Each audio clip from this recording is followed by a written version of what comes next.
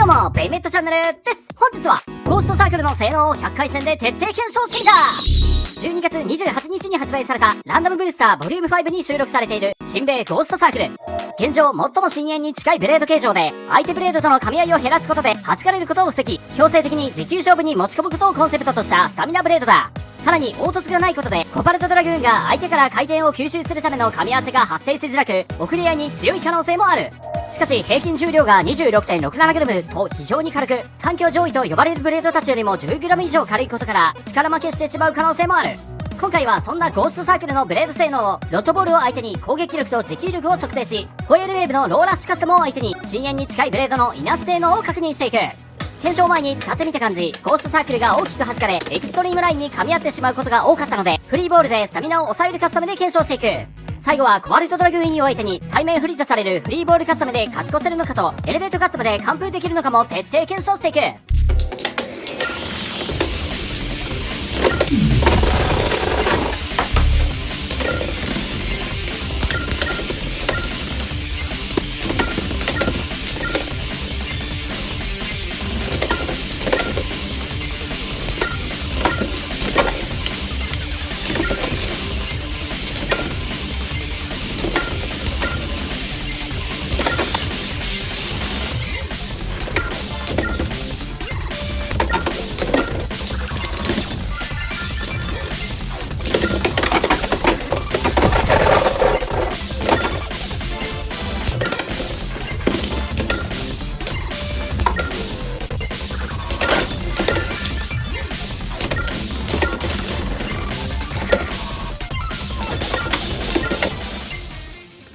25戦やってみた結果、トータル弾き回数は35回、1秒あたりの弾き回数は 0.02 回、平均スピンタイムは 61.15 秒という結果となった。次はホエールウェーブローラッシュカスも相手に深淵に近い形状でトップクラスの攻撃力をいなしきれるのかを検証していく。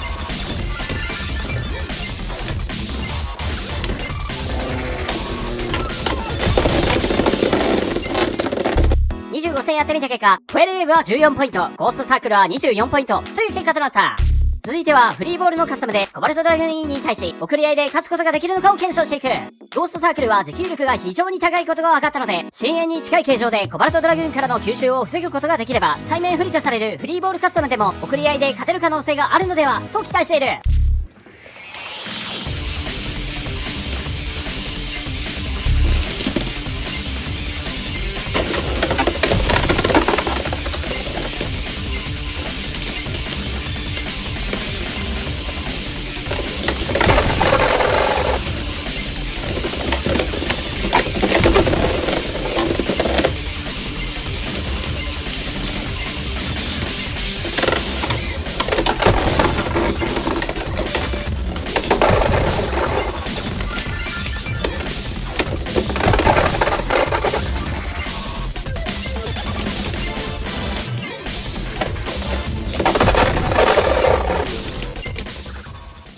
25戦やってみた結果、コバルトドラグーンはスピンフィニッシュ14回、ゴーストサークルフリーボールカスタムはスピンフィニッシュ4回、送り合い勝率は 22% という結果となった。最後はゴーストサークルのエレベートカスタムで送り合いで勝つことができるのかを検証していく。お互いがエレベートビット同士の場合、スタミナが高いブレードが有利なので、さすがに今回はゴーストサークルに分があると予想している。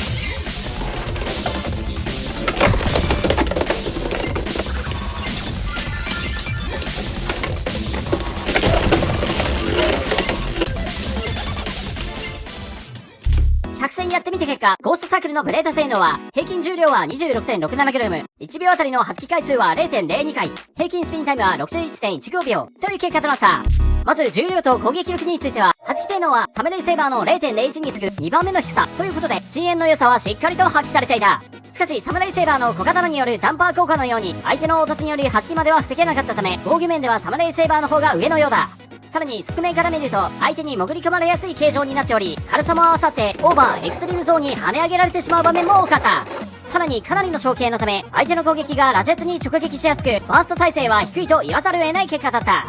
他にも相手との重量差からゴーストサークルだけが大きく弾かれた割合が半数を超える 57% で、その分オーバーやエクストリームフィニッシュを決められてしまう確率が高まってしまうため、耐久型のカスタムにおいては軽すぎる重量はデメリットと言わざるを得ないことが分かった。次に持久力については、ドットボールに2回スピン勝ちしており、平均スピンタイムがシルバーウルフを超える 61.15 秒ということで、現状ウィザードロットに次ぐ2位という非常に高い持久力だと判明した。しかし、相手の攻撃をかわすためのエクストリームラインの逆走を狙っても、軽すぎるからか、ラインから弾かれてしまうことが多く、他のブレードよりも扱いが難しいと感じた。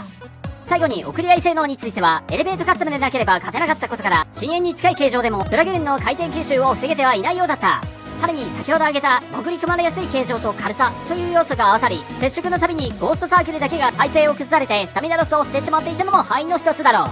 総評をまとめてみると、スタミナはウィザードロットに次ぐ環境トップレベルだったが、防御面は深淵に近い形状で弾き性能をかなり低く抑えられてはいるが、ブレード形状と軽さが対アタック対面では弾き出されやすく、バースト耐性も低い。持久戦ではゴーストサークルだけが体勢を崩されるということで、個人的には環境入りは難しい性能だと評価している。しかし、このような一点特化の性能は個人的には大好きなので、大会用ではなくフリーバトル用に色々とカスタムを楽しんでみようと思う。ぜひみんなのおすすめカスタムをコメント欄で共有してくれ。次は各ビットの性能を徹底検証していこうと思うので、ぜひチャンネル登録して待っていてくれ。では次の動画でまた会おう。アディオス。